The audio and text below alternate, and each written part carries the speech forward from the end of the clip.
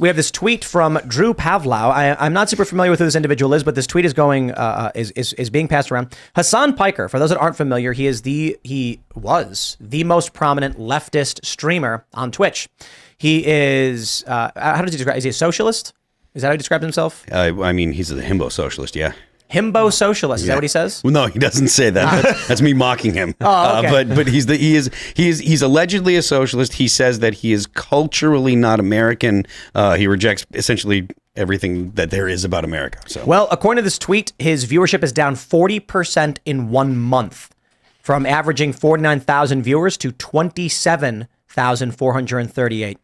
And I think the issue here is that, wow, undefined from 30,000 to 9,000.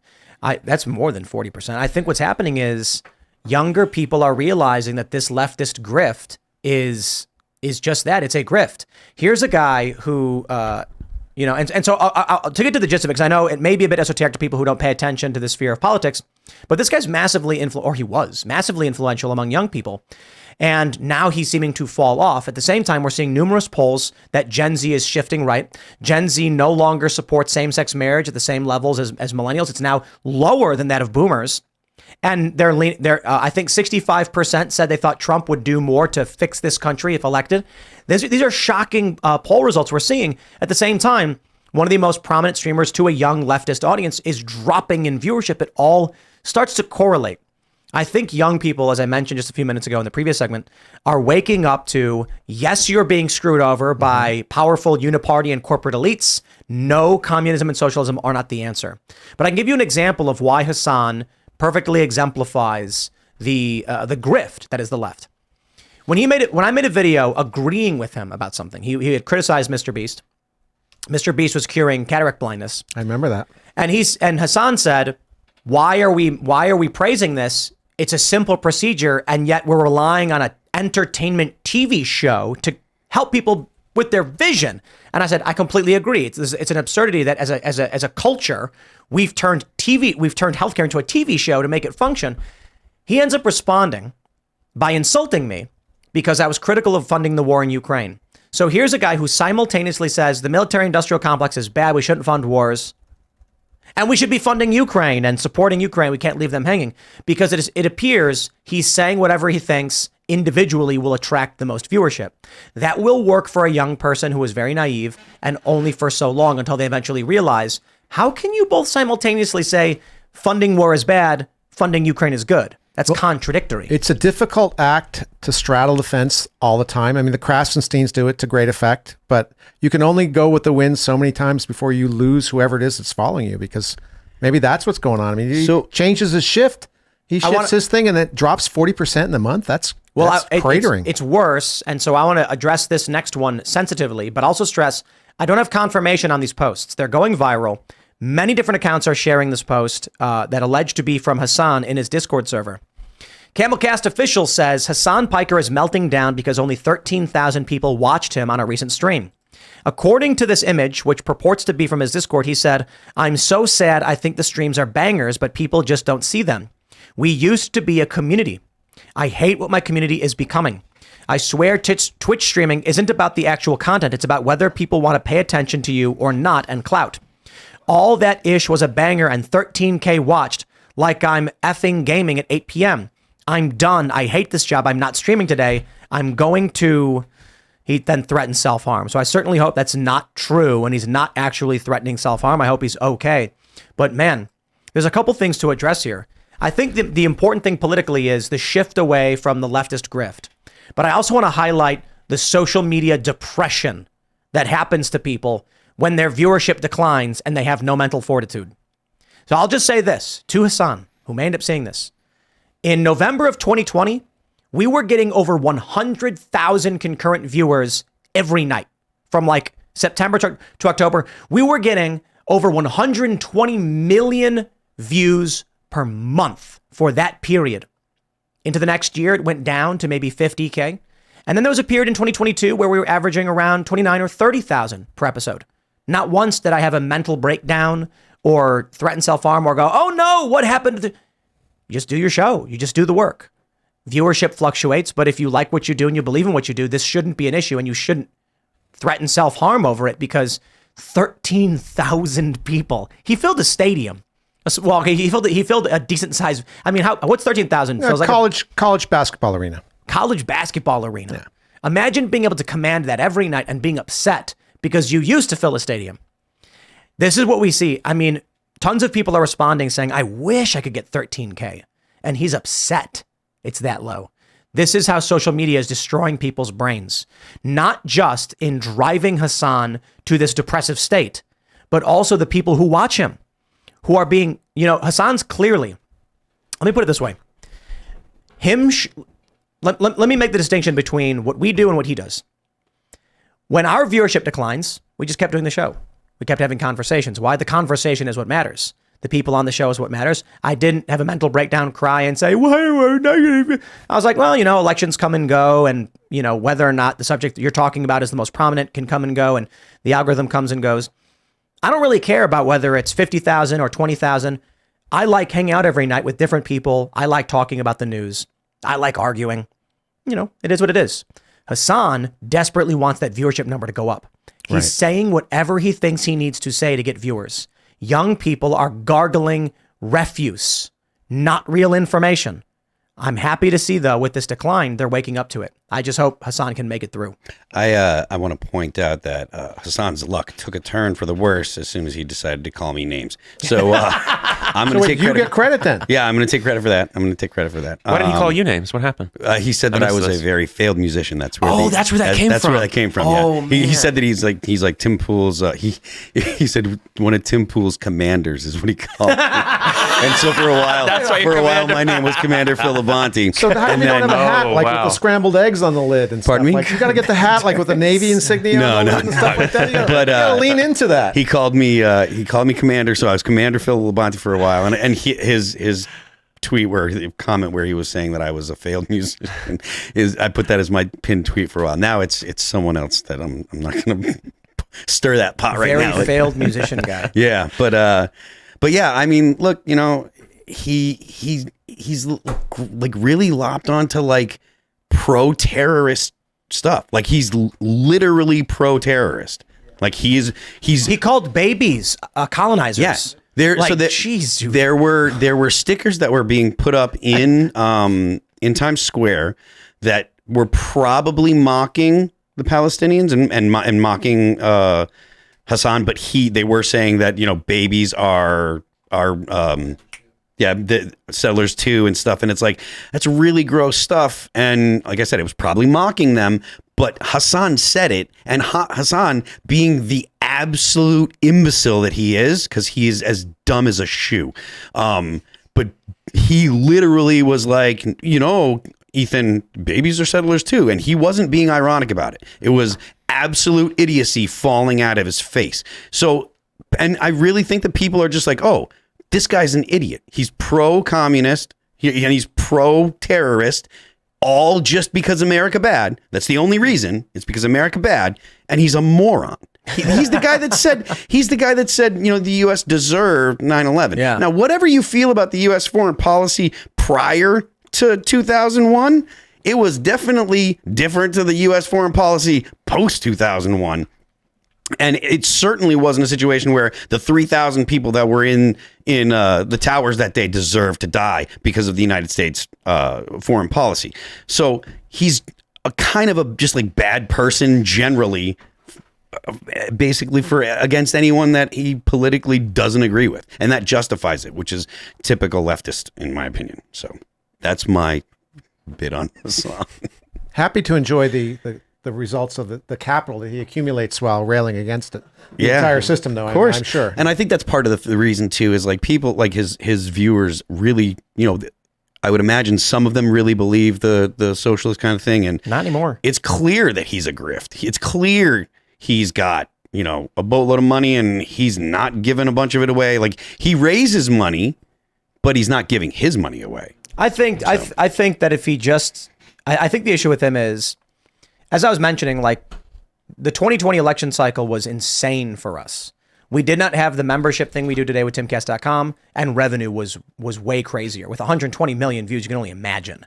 And then as things started to go down, it's just, whether I have 100 million or 20 million. I was like, I don't know. We hang out every night. We talk about what we care about. I think the issue for Hasan is his whole thing was community, as he describes it. What that really means is people just shut up to hang out. He didn't really offer a thought-provoking discussion between various individuals. It's different. I don't want to claim that we're the same kind of thing. We're not. But that means that when his community grows up, and you know what I think it might be? 16-year-olds became 17-year-olds. 17-year-olds became 18-year-olds. 18-year-olds got jobs and are no longer sitting around all day watching Twitch. Yep. And there's one other thing that I think is worth pointing out. If you look at the left-leaning Twitch political streamers, the people that are the biggest names, you've got Hasan, who's a literal, he supports Hamas. You've got Vosh, who seems to have untowards photos in his in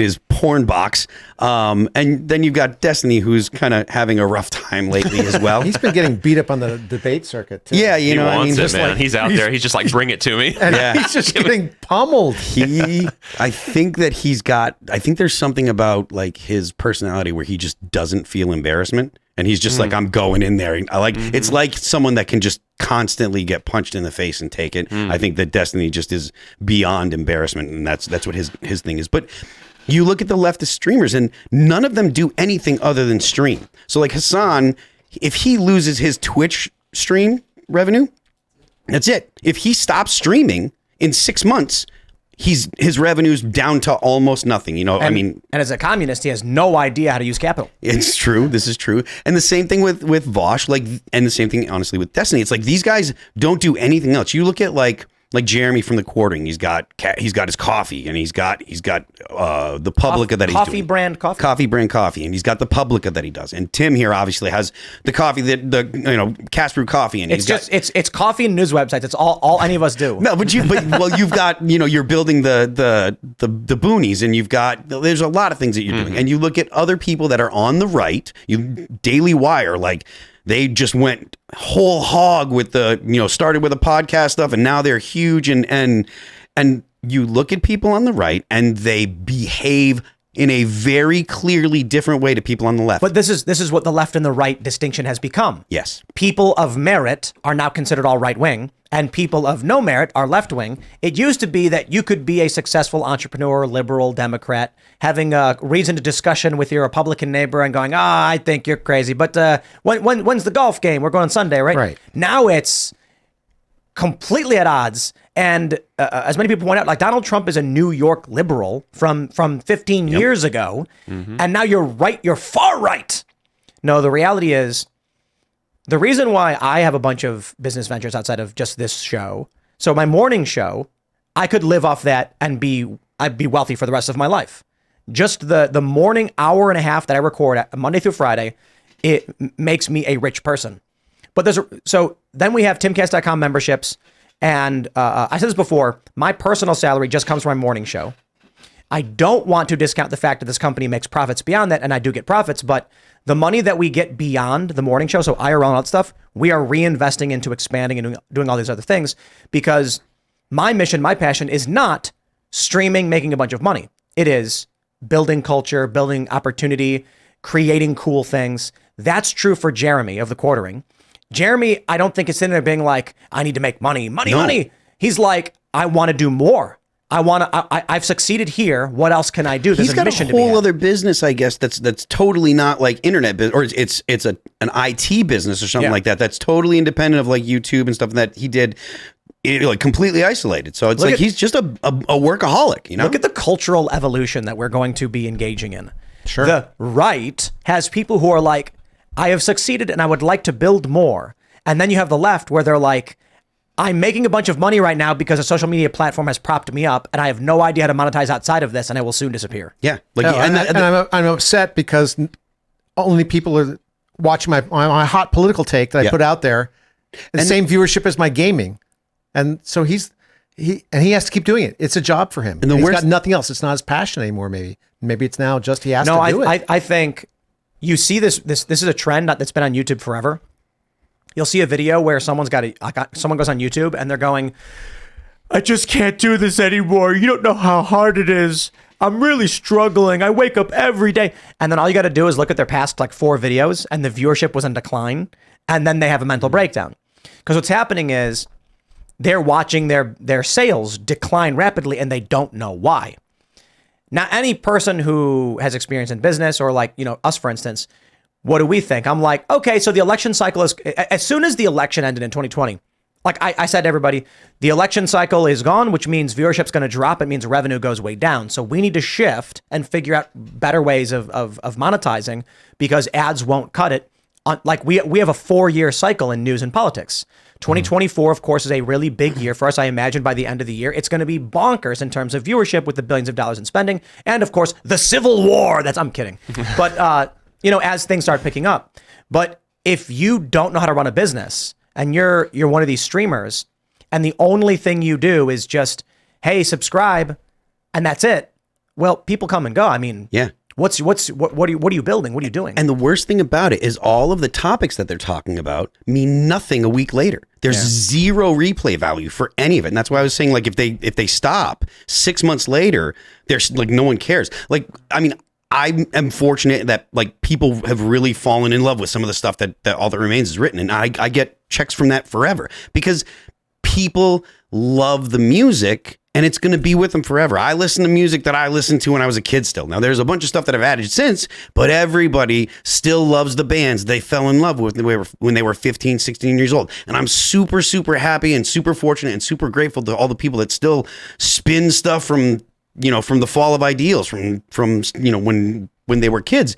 But it's like, if you don't do something that people can really fall in love with, that's beyond just the daily kind of, this is what's going on, you're not going to have any kind of longevity. And I don't understand why. I mean, I assume that it's mindset, but the dudes that we've been talking about, none of them are doing anything outside of their daily stream, So my first YouTube channel was youtube.com/Timcast, and I would do one segment every day at 4 p.m. It got big. I got to a point where I was getting 500,000 views on one 30-minute segment. Then I launched Timcast News and started doing 5 segments there. Then we launched Timcast IRL. Then youtube.com/Timcast turned into the Culture War podcast Fridays at 10 a.m. This shift is just general adaptation. You can't sit there doing the same thing with no business plan and think it lasts forever. This is what's happening to Hasan. He's like, oh no, my viewership's gone. Maybe at the peak of your success, when you're making tons of money, you should have thought to yourself, now what do I do? What seeds do I plant? What do I invest in? Look for the next wave. Or just, figure out how you're going to build more. And a lot of people had complained that he doesn't do anything. They're like, he's this activist, he's this leftist, but what's he really doing? Well, apparently he was doing nothing. We've done a bunch of crazy stuff. We've done live shows. We've done big PR stunts with like billboards in Times Square. You go on the road and do live shows. You don't just do live. You take it on the road too. Well, I mean, that's... I'll tell you, the one thing that I do take issue with is we make a lot of money. We certainly don't make as much as many other people in this space. So how is it we do more? I don't want to name anybody or shame them necessarily. I kind of want to light a fire under them, but I know for a fact there are many people in this space that want to save this country, that are worried about our border, that are worried about this port closure being over this. But like, we need sound leadership. And I'm like, my friend, I know how much money you have and you do nothing with it. Or whatever it is you're doing, it's like you're buying your luxury penthouse, going swimming in your infinity pool, complaining on Twitter, and spending nothing towards anything else. Hey, now I'm a capitalist. Far be it for me to publicly complain that someone is not being an activist. The left does that, but then they literally do nothing. I'm just saying, I wish more successful people who are on the culture war right, whatever that means, would actually put up the money to do cool stuff. And a lot of people are, don't get me wrong. I'm just saying that there are some people I know and I'm like, how much is that guy worth? $50 million? What's he doing? How do you have all that money and you do nothing with it? Well, c'est la vie. So, it's their life. Well, people like this, the problem is that they're like the modern day equivalent of the parable of the foolish man that builds his house on the sand, right? Builds it on the sand, water comes in, sweeps it away, and they're like, what happened? Thanks for watching this clip from the Timcast IRL podcast. Hang out with us live Monday through Friday at 8 p.m. and become a member over at timcast.com for uncensored, members-only shows exclusive. Thanks for hanging out, and we'll see you all next time.